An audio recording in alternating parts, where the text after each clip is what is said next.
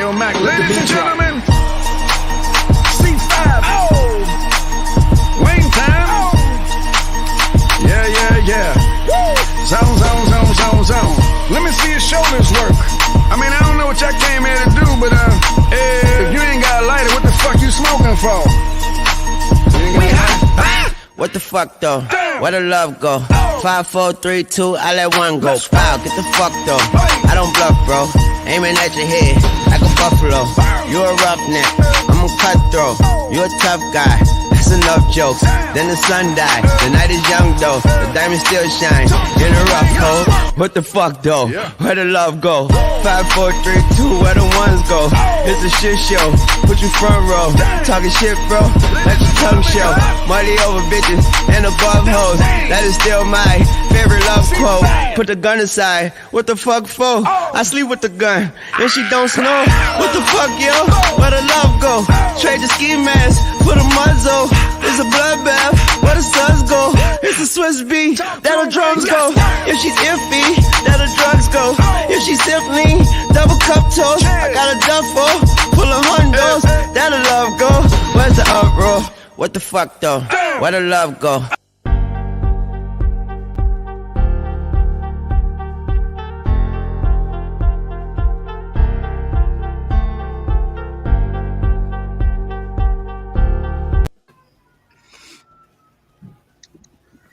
What it do? What it do? What up? What up? Yo. Can y'all hear me? Yes, sir. Let me see something. All right, there we go. All right, I think it's a little choppy. Hold on. Does it look delayed to y'all? Not too bad. Not really. Yeah, I'll say not too bad. Okay. ESBL, what it do? What's going on, y'all? All right, we are here live with the In the Mix podcast. This is our very first episode.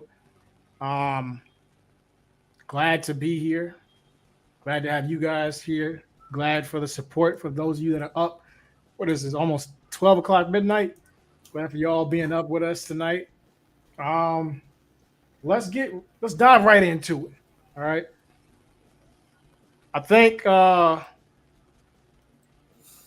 want to start with week one.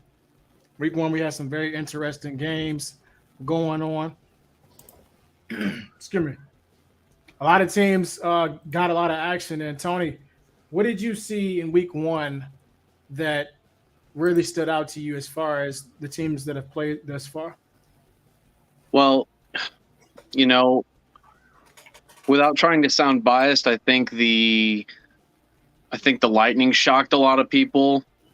I think my shortcomings as a coach shown. A little bit. I'm learning though. I think week one was a good. It was a good learning curve for some of us that aren't used to calling all the shots and whatnot outside of like making trades and whatnot. But then again, you saw teams like the Wolfpack. They did very well. Right. They execute well as always with Dime at the helm.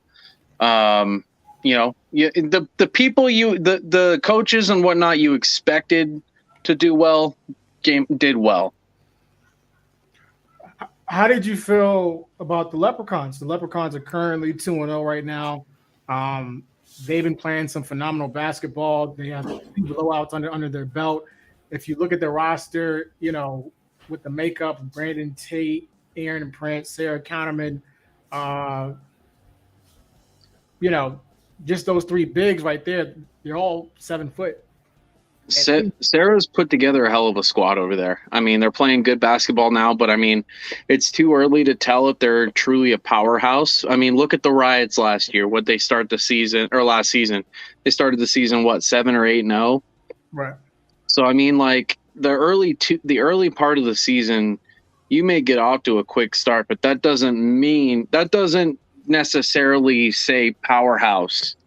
They've gotten a couple big wins though. I mean, I can't take any credit from Sarah. She's put together a hell of a team over there. I agree. I think, if you look at her roster last season in comparison to this season, she's definitely done her homework. She's definitely put in the time, put in the effort to build a steady roster, and it's paying off so far in the first 2 games. What I didn't quite like, or from what I've seen, was the Miami Sharks. Now, this is a team that went to the conference finals last season. They almost went to the finals. Came close. Yeah. Came close. And they were beat by the Dallas Bulls. But they were just that close. And it makes you look at this roster now. It's like, okay, well, what's going on? Well, I mean, it could be something as simple as something. When you're dealing with this season's rosters, you can't compare them apple to apples to last season's rosters because none of the teams are built the same. In essence, I mean, you have like, I don't know. I guess you can say you kind of have they're kind of some teams drafted kind of the same as what they had last season, right. But no, the personnel is totally different this season. And if you try to run what was working with this group with another group, it doesn't always give you the same results. They have Eddie Reed. They have Dexter Jackson. They have, a couple of pieces. Melo Harris, who's a rookie. You look at this roster. Do you see them being any better, or do you see them having at least 5 wins this season? The Sharks, I mean, it's tough, man. It's tough. I really don't see any team not capable of getting 5 wins.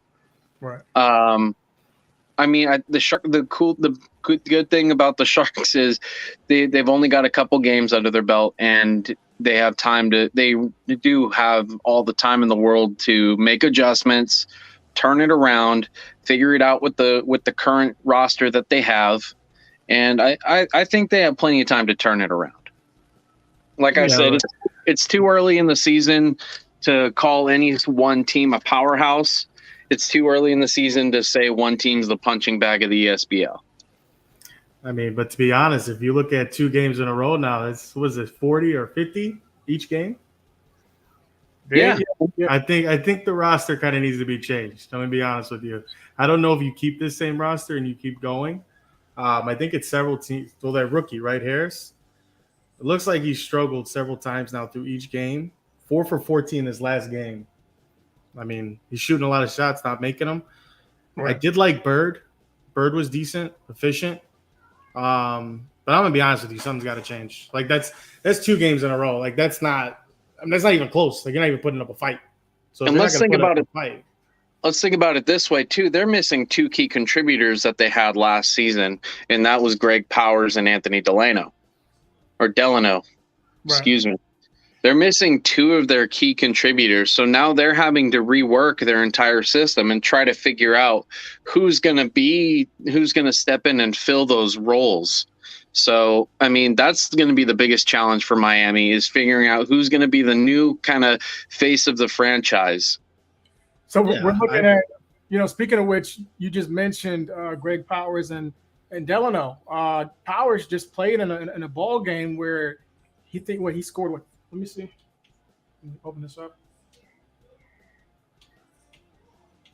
Powers just played. Yeah, he just played this last game. Powers only had 4 points and 9 rebounds. He didn't even have double-digit rebounds in this game. What does that tell you for him? I mean, could we see a swap of Eddie Reed and Greg Powers? I mean, honestly, I think anytime Greg has an off game, it's due to him not being put in the right spot on the court. He's a dynamic player, but I mean, if he's playing perimeter the entire game, it's going to be hard to get those rebounds. But yeah, I mean, as we know, he's one of the more athletic centers in the league, being shorter than a lot of them. So, I mean, I guess it would all just depend on the matchup, because I remember in season 4, Greg struggled against VB3 because VB3 is standing at a whole 7'2", 7'3". Yeah. So, I mean, it could all just be matchup based, and 4 points doesn't, in my mind, scream, oh no, Greg Powers is non-existent anymore. Yeah, and I think honestly though, the meta obviously with this game too is just different because he is a smaller center. Like we know that bigger centers are just how it is in this game. Like that's just that's pretty easy to go through in that essence. Like so to have a 4-9 game, like I said, it also could be the system. I mean, the system's also not fitting him. Like you said, when you're in Miami, and obviously we see what it's like when you're not there. Like I mean, it's a whole different load. So if you're gonna go through that process, and try to compare how he was in this area, how he's going to be on that team, it's a whole different team. To be honest, probably, it could be a better team, obviously, right now. But that size could be an issue. Like, I don't know if an undersized center is the way to go, just because that's not meta. That's not something that can survive very well in the paint. And he was standing on the three-point line majority of that game. Majority of that game, he was at the three-point line.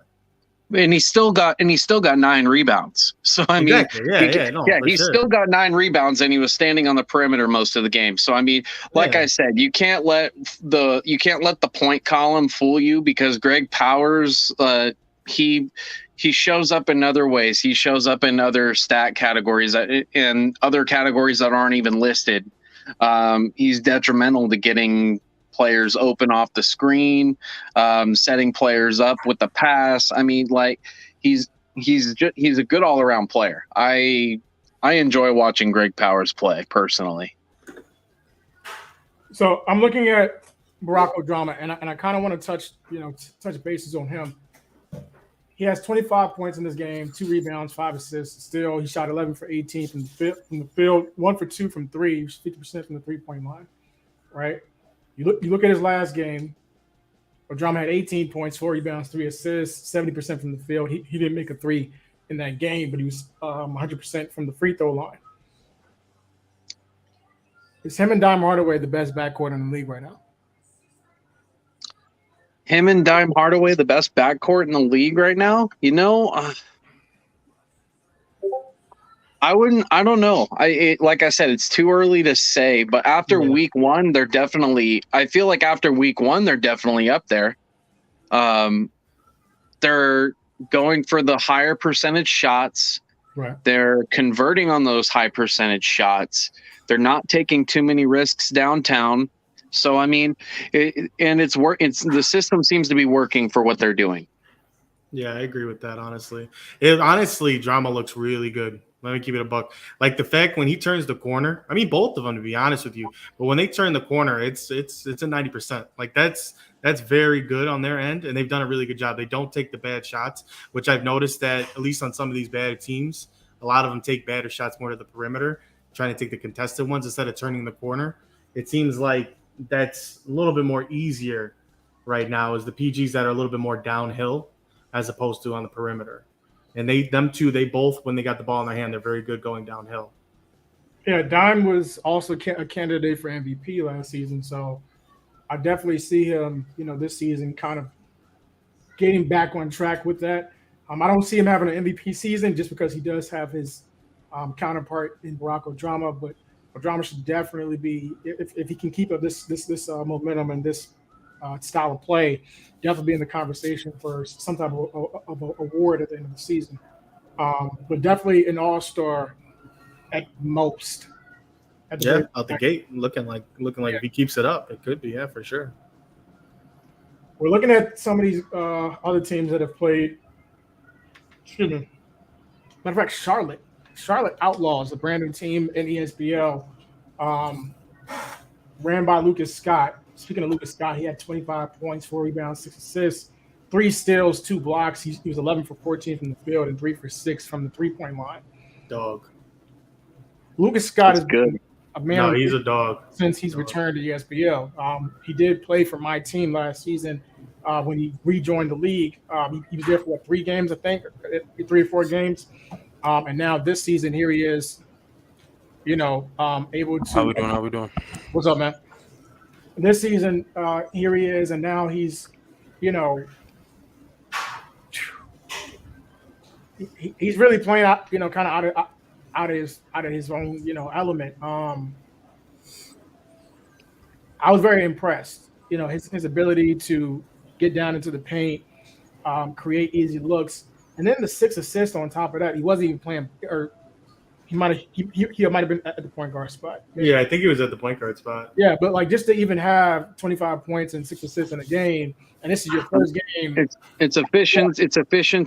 It's efficiency distributing and scoring. You can't ask for anything more from your point guard, to be completely honest. I mean, No. When you talk about versatility, I mean, Lucas Scott's one of the guys that can play the 1 or the 2 spot and play either spot well. You can rely on him to get the open look, and you can rely on him to dish it to the guy with the open look. Mm-hmm. So, I mean, good on him. I mean, I think Lucas Scott. I think Lucas Scott could honestly be, if he keeps playing the way he's playing, I think he's going to have a lot better season than a lot of the people we normally see in like the MVP running. I agree with that. Just watching him play, like he definitely ran the show very well. Yeah. I mean, you got to think his team shot 14 for 25 from the 3. They shot 55 from the field just overall. I mean, they got good shots, and a lot of it had to do with his penetration, being able to actually get to the rim and create that help side defense. And yeah, I thought he was phenomenal. He's probably one of my favorite, to be honest, that I've seen. And he's a two-way. He's a two-way. And I mean, that right there is a big deal too, especially, when you got to guard the other point guard. It's honestly a very good showing by him. That's what I'll say. And then even looking at, his backcourt mate, you had Nate Ironsides, who had 23 points, 2 rebounds, 4 assists, a steal. He was 10 for 14 from the field, 3 for 5 from 3. I was surprised. I mean, you look at the fact that Nate was just on the trade block. I put him there. I should know. and guys were sending like low ball offers. This man came out and balled out. I think he understood that, hey, what was at stake, which was, whether or not he was going to be a part of this team long term. He wanted to play on this team with this roster. He let that be known, and I think he's definitely proved his value here tonight. Definitely, absolutely. No, for sure. Nate's honestly surprised in more than one way this season so far. I mean, his preparation in the Lightning's first game, as well as his performance on court. Like, I think Nate's surprised a lot of people so far this season. So, I got a question in the chat. What's your thoughts about the Gold Rush's game against the Canines? That was a game that happened in last week. That was the comeback game. That was the game. Yeah. Mm-hmm. So in this game, it was very interesting. Pull up my stats right here. I was disappointed in Tommy Campbell. I'm not gonna lie. I was highly disappointed. I was too. I think that looking at his performance, shooting 11 for 23 from the field, 1 for 6 from the 3-point line, and then when he was deciding to take these shots, it was at the wrong time. This team only scored 6 points in the fourth quarter. Mm-hmm. The K9 scored 27 points in the fourth quarter.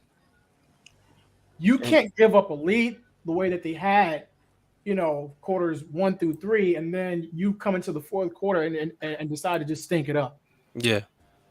6 points in the letting up 27 by itself is insane. Insane. And they were up. How much were they up, Dan? They were up 20 something at one point, almost 30 at one point. I want to say, almost 30 points. Yeah, almost 30 in the third quarter. Yeah, because the Canines had only scored 4 points in the third quarter. Yeah, and the Gold Rush scored 22. So just even looking at that, because at halftime, the Canines were up 1. Mm-hmm. The Gold Rush took the lead, and they went up by almost 20 points. The Canines finished the game with 27 points in that final quarter. And then you look at the Golders who only scored 6. 6. I don't know, man. I mean, Jordan Tribble, did his thing.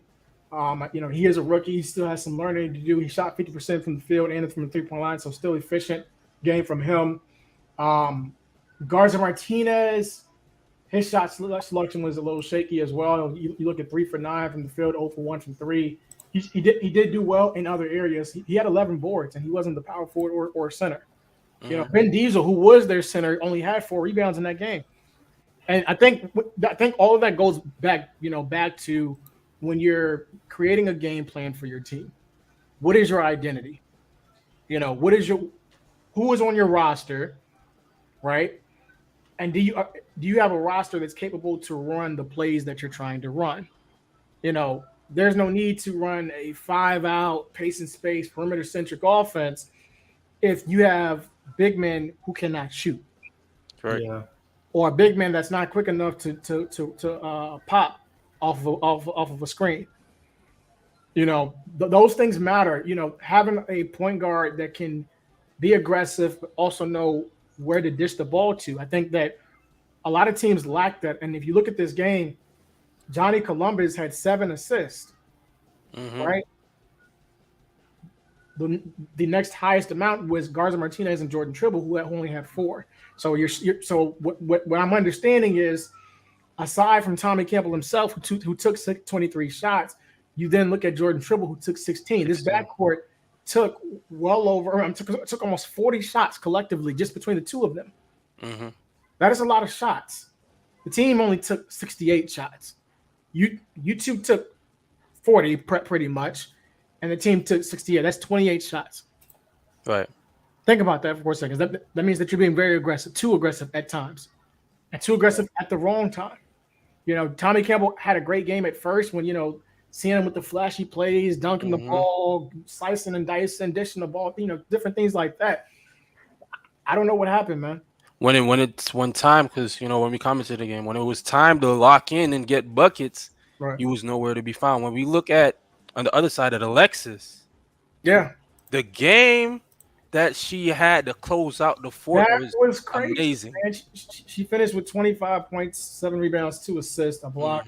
She's 9 for 13 from the field, 5 for 7 from the 3-point line. It was crazy. It was dope. It was dope. It was amazing. She led the show. All right, y'all don't want to do what you're supposed to do. All right, cool. Set these off balls. Let me get open. All right, let me shake you. Let me get open. It was dope to see a player really take over in the fourth because, like we said, they were down a whole bunch. Right. They scored 4. Think about it. They scored 4 the quarter prior and came and dropped 27 in the fourth. That's insane. We look at Fletcher. Fletcher had 6 assists, 17 points, shot efficiently, 6 for 9. They had Toe Morgan, which hopefully they could figure out what to do with him. He went 4 for 18. Yeah, he did really bad. Yeah, he took 18 shots. Yeah. If they could figure Toe Morgan out, and you have Fletcher and Alexis that are shooting already efficiently, all right, top team. So I'm looking at this trade, or these 2 trades from, what was this? These 2 trades happened like 2 days ago, I want to say. So the Voodoo traded Josh Allen for Wingardium Leviosa. And then the Goats made a trade where they traded Lorenzo Hernandez for Debo Green. I'm going to talk about the first trade. The first trade doesn't make sense because putting Josh... Go ahead. I could tell you exactly why that trade was made. The Voodoo are thinking longer term. Leviosa still has a couple more years in ESBL, and he has more ceiling. He hasn't quite hit his ceiling yet, and he's just getting better. The Voodoo received Josh Allen. Yeah, the Voodoo traded. Oh, the Voodoo received Josh Allen. Yeah, no, I got that reverted. Yeah. So the adverse of that, I think. Who was that trade with? It was I don't have the screen in front of me. That was with the Grizzlies. The Grizzlies adversely were thinking longer term. Where Voodoo, I kind of think are in more of a win now mindset. Right, but this is the thing though. If we look at the first game that they played, Elliot Griffin had 27, Norville had 24. I mean, Norville had 22, and Leviosa had 24. You know, really think about that though. Me personally, I don't know what the investor is thinking. I didn't think it was a good trade to make because technically they kind of have a big three type of thing going on. If you have all three of your players scoring over 20 points, then I'm gonna keep it a buck with everybody. I had Leviosa on my draft board. I was so stoked, but he got picked like three picks before it was my go, and I was upset. Mm-hmm. So like, what do you see in him? Because I mean, to tear that up for that, particularly to get rid of that when they had a nice big three going right there and it looked good, like what would you do? You know, I think the Grizzlies kind of finessed. I think the Grizzlies kind of finessed the Voodoo.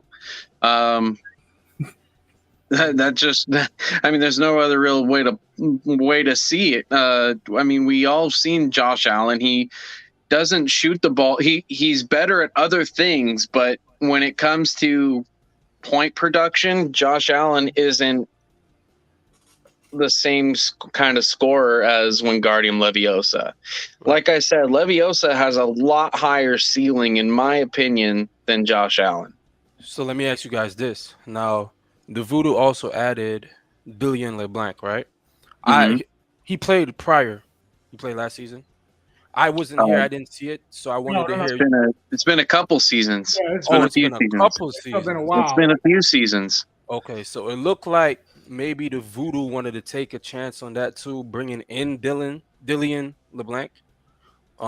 We haven't seen him play, so it's tough to see why they would try to get rid of Leviosa to make space for Dillian, but maybe there's something we don't know. So is it like a contract thing, maybe, or like I just don't understand. So like, if you look at because Tony, you were here. Josh Allen did not have a great performance in the playoffs. If anything, he had a performance that cost him the playoffs against the Royals, right? When he was playing for the Riots. His shot selection isn't great at all. You then have, on the other hand, Leviosa, who was playing out of his mind for like the past 5 games when he was with the K9s, and now he got to the Voodoo in his first game with the Voodoo, drops over 20 points. But that's what he's known for. He's known for his shooting. So you have a perimeter shooter, who's able to put points on the board for you at any given time, and he does it, while being able to get open. I wanted to touch on the Dylan LeBlanc thing as well. Them taking a chance on LeBlanc. Keep in mind, the last time LeBlanc was here, he was not a center, right? He was a shooting guard. Okay.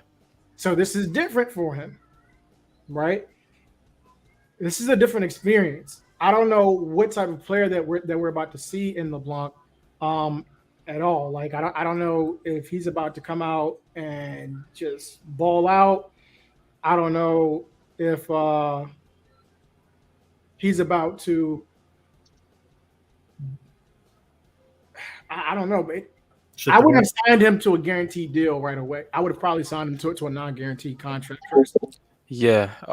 It's just crazy to me because Leviosa fit in so well with Norville and Griffin their first game, man, and he shot efficiently. Elliot Griffin went 12 for 17. They fit in so perfectly. I get maybe you want a depth at the center position, I don't know if Dillian's going to start. I don't know what the investor has in mind, but just getting rid of Leviosa didn't make any sense. It didn't make sense to me, personally. So we have a question from Tommy. What are our thoughts on the defending champs losing to the Hitmen? Okay, I'll let you first. This game was very I can say something on it. Like I said earlier, man.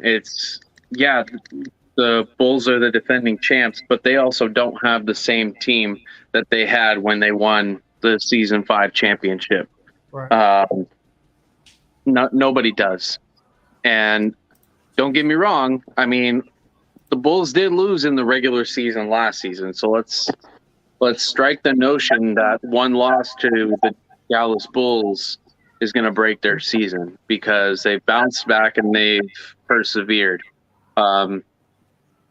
That I think that one loss, especially to a well-coached team, isn't a big deal. I mean, can we give credit to Jaden though? JT, man, every time you look, that man was cash. Jaden Taylor was absolutely money, man. He was, and mind you, that was his best game that he's had his entire career in the SBL. Ridiculous. And he's finally I think JT3 is finally in a spot where he can really shine and be that and run an offense, and the game plan is around what he can do with the basketball. Right. Mm-hmm. Like his best role with this team so far has been him coming off the bench. Even when, they had Ngumbo over there and they had Austin Smith over there, he was still he was more effective off the bench than he was in the starting lineup. Mm-hmm. Nah, he definitely, and that game was good. Like the first half, though, I would say definitely ran with Hitman. Like they took control of that game right out the gate, and then you saw the Bulls come back. Obviously, in the second half, they evened it out. The field goal percentage was looking kind of rough for the Hitman going into the third quarter, like in the 20s. Yeah. But honestly, like just watching the Hitmen go through their work and everything like that, it was a good team. I don't think it's so much as the Bulls not being, obviously. Like, I just think they ran into a good team. Like I honestly think that everything was clicking for them, for the Hitmen, and it was just honestly a great game to watch. It was one of those games that kind of went back and forth. It was a close game, but JT is different, man. So I agree, and going off of field goal percentage, Alex Suarez, best 3-point shooter in ECBA in the college league. Look at him, 2 for 10, taking terrible shots. I think his hype went down. All that hype from ECBA is out the window. Alex Suarez is not the best shooter out of the group. Listen, and that's one thing we try to tell. It's one thing we try to tell the incoming college players. It's a whole different ball game in ESBL. Yeah, it's a whole different ball game. That's like taking a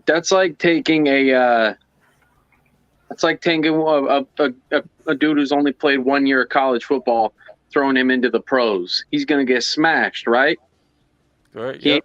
The speed of the game. That's the same thing with ECBA. It's not the same speed. It's not. I'm not going to say it's not good quality basketball, but it's not to the same standard that ESBL sets. You've seen how intense the players are. Abil, you've now played a couple games in ESBL. The competition is a lot more fierce in the bigs than it is in ECBA. Yep, 100%. The defense, the physicality, all that.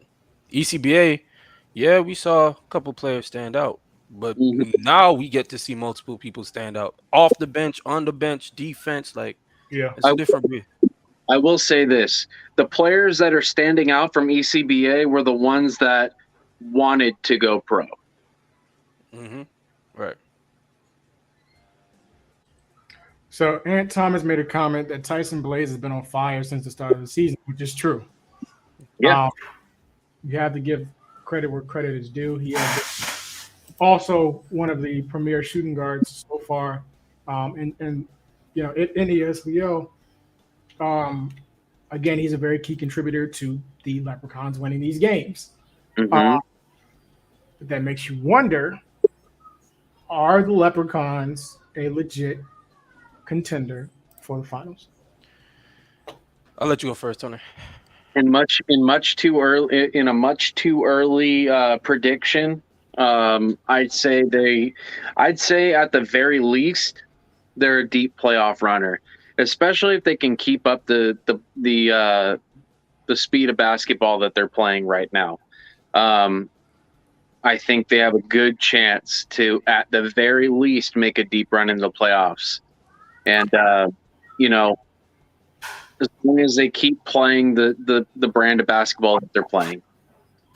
I think so too. I think having Aaron Prince coming off as a sixth man is huge. He's been helping them out amazingly. Him and Sarah Connerman, they're not the same type of center. You have two different centers that are coming out. Against a lot of these teams so far only had one star quality center. So when you have two star quality centers coming off, one starting, one coming off your bench, things are bound to happen. And what I love about Boston is their pick and roll offense. They run pick and roll, and then they dish it out. Inside out type of offense. And I like it a lot. They scored 100 in both games so far. They're legit. Early, we haven't seen the other teams, but they're legit. Go ahead. To piggyback off what you were saying right there, Abel, back in season 4, the Phoenix Sting ran a very similar style where they had two centers. They had VB3, and they also had Elijah Tank, who he wasn't as good as VB3, but he was serviceable enough to be a starter on a team. Right. And he was coming in to back up Vincent Bailey III. And having that presence, and then in the rotation every now and then, VB3 would get moved to power forward, and Tank would come in at the 5. Like it just creates mismatching nightmares for teams when you have a 7-3 player or a 7-2 player playing at that 4 spot. Yeah, keep in mind that they both can shoot too, so they both can stretch the floor if needed. Yeah. Me personally, I know Aaron Prince could shoot because I saw him, but I didn't know Sarah had a jumper until last game. Oh yeah, I didn't know that at all. That's probably the best first time I saw her shoot. Game is her jumper. Okay. I mean, honestly, though, we could talk about how they did on offense, but their defense, 3 blocks by Tate, 4 blocks by Connerman, 3 blocks by Prince. Like that's some elite paint protection. That's forcing you to have to score everything on the outside. Yeah. That means you're taking contested jumpers. Like that defense itself is going to be pretty intense to watch, especially if you can't get in the paint. That could be a problem. And what's funny is now, like after the Leprechauns played their 2 games, you started to see teams start to scramble to go sign bigs because of the Leprechauns. That's facts. So I want to talk about something. Another team that went to the conference finals. Another team that is disappointing me right now, honestly. And it sucks to say this, but the Virginia Beach Riots had probably one of the better drafts out of all the teams. They have a big 3, and they have a pretty decent roster, to fill out. And they gave up a comeback a comeback win to the Pirates, where they lost, and then they got blown up by the Leprechauns. What in the hell is going on with Virginia Beach? And why is this happening? Because you have Robert Ivory, you have Jayceon Johnson-Odom, you have Terrence Wary, and a former Leprechaun, Jackson Hendricks. Then you have Oscar Tatum on your team as well, who for the Phoenix Sting was absolutely phenomenal in his rookie season. What is going on? I think this game, it was just being outsized and they couldn't be as physical as Boston. They couldn't Boston forced them to be one-dimensional, and it's hard to get into the paint. Oscar Tatum does great in the paint, but it's hard to get into the paint when you have the kind of paint coverage that Boston has. So there goes one of your weapons right there. There goes an entire half of your offense is in the paint. You're forced to do everything on the outside. Right. Yeah. Yeah, going off of that, I'm gonna go off the Pirates game. When we look at the Pirates, Romero had 11 boards, and then Kiki Rainey had 13. Not 13, 11. My bad. They got out rebounded by the power forward on the center in that Pirates game. And to me personally, they took a lot of contested shots. They don't look for good shots. You know, they take a lot of contested shots and they don't prioritize defense all the time. I think you hit the nail on the head when you said in both games they really got outsized. Kai had, I could be wrong. Let me look at my stats. I believe Kai had 29 on the Pirates. Yeah. 29, right? Yeah. Yeah. They got outsized. And I feel like that's why now, bad shot selection. Yep, correct.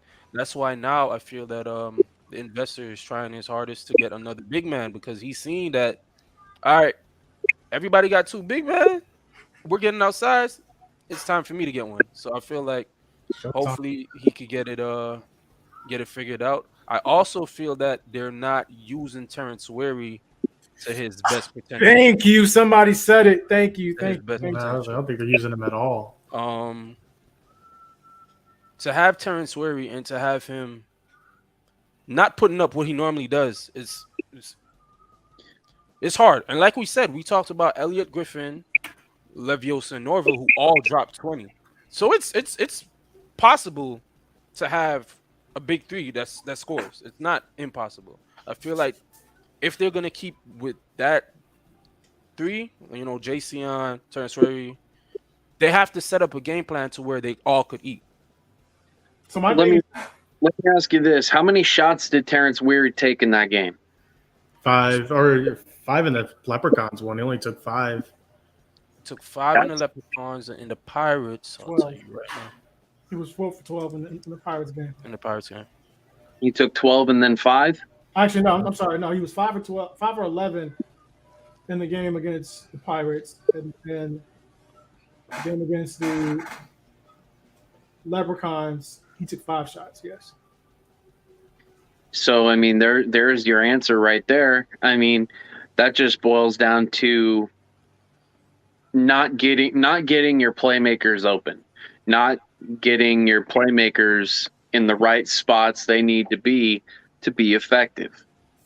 Mm-hmm. True. And I think honestly, they just have I don't know. Like I think Ivory, for instance, that game against Leprechauns had 6 turnovers, 3 assists. Like he was turning the ball over. I mean, the thing is with him is it seems like the last couple times I've seen him, he forces a lot.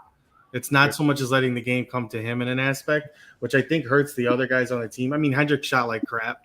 I mean, that didn't help either. But then you got Odom and Ivory that just take every single shot. And right now, yeah, they're looking for a center, but they're looking for somebody to set a screen, and that's not what you need right now. You need them to set a screen so they can shoot more shots.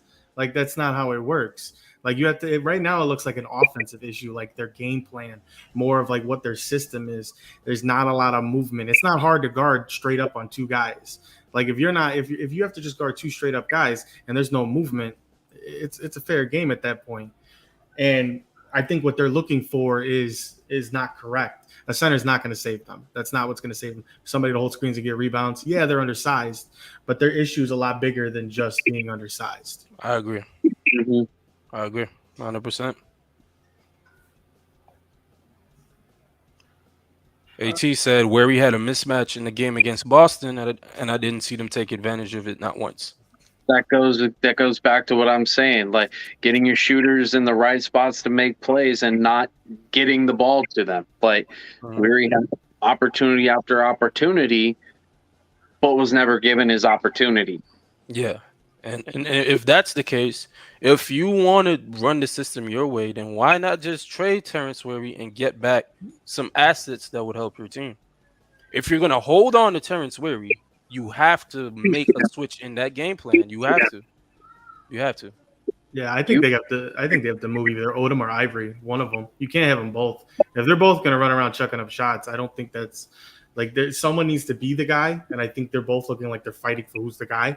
And it's all over the box score. It's all over the game when you watch it. Like it's just fighting for whose turn. Like that's not going to work. 29 for 71 isn't it? It's not it at all. Mm-hmm. Yeah, You're not going to win many basketball games like that. no. No. Let me see. What else we got? We have a couple of upcoming games. Before we wrap this up, we are at the 45-minute mark. Give me a game that stands out for you this week.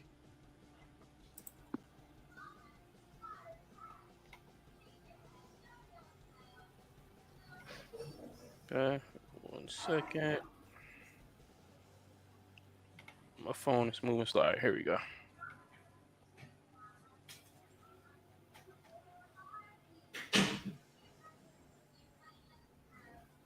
All right, so for me, boom.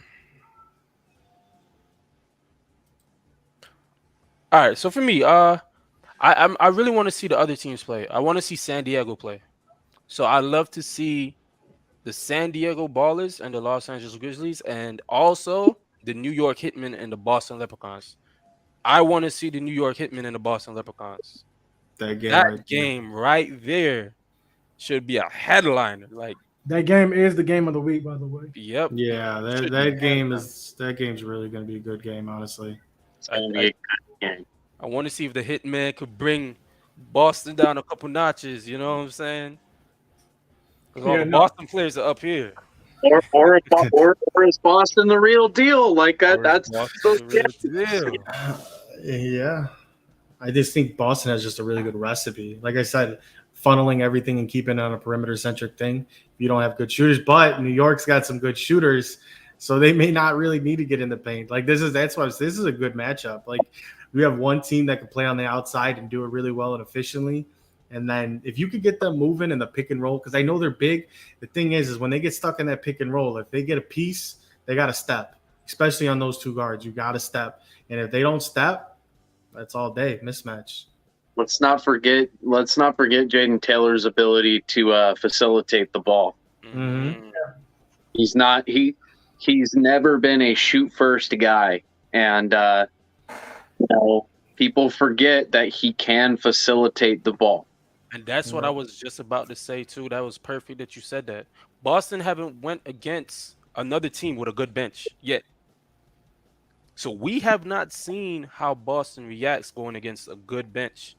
Yeah. And that game right there might show some of Boston's weaknesses. You know what I'm saying? I agree with that. I do think it shows some of Boston's weaknesses. I really do. Like if I had to put my money, I'm not gonna lie to you, I put it on New York. That's me. That's me from what I see. I like New York. New York is probably one of my favorite teams.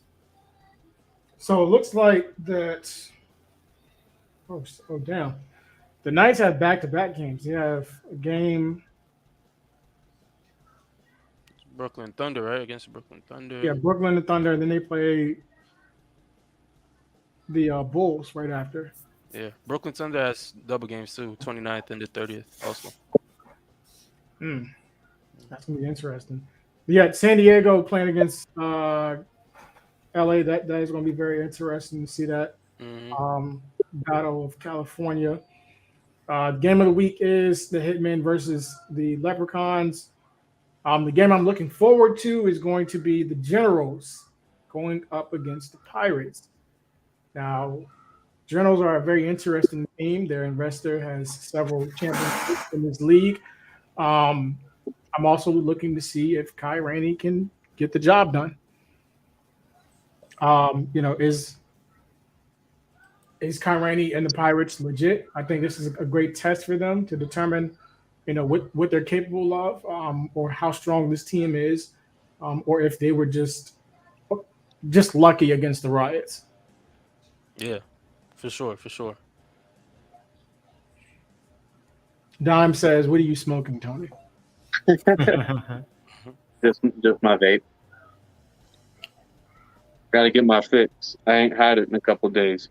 All right, well, that is going to wrap us up for tonight.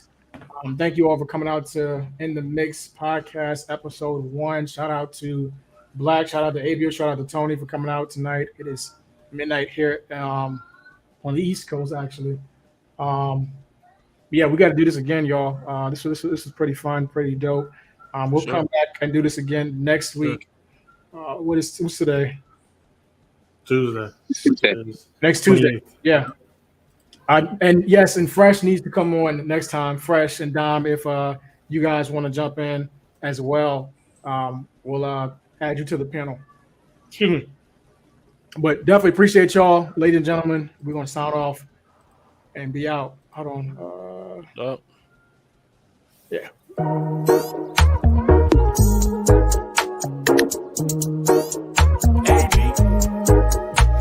I think that I'm really special. Back on my ends and I'm really cooking. Got me a girl and she want a Birkin. Better that's up if you really worth it. All of that shit is loose change. She want the diamond that come with the fame. I want the diamond that come with that money. That pussy so sweet that shit tastes like it's honey. Now I'm somebody you used to know. Talking about yes and I'm telling you no. You never used to fuck with me like before. Now you look at that foreign and call me big bro. I think that I'm really special. Back on my ends and I'm really cooking. Got me a girl and she want a Birkin. Better that's up if you really worth it. I feel like a king. Won't call back cause my phone never ring. But sipping on balls, on balls, on balls. The world moving fast every time that I blink. Head to the bank and I get me them hundreds. We're moving fast through the dash and the Rover. Run it up fast so they don't pull me over. Then I come back like my name Danny Glover.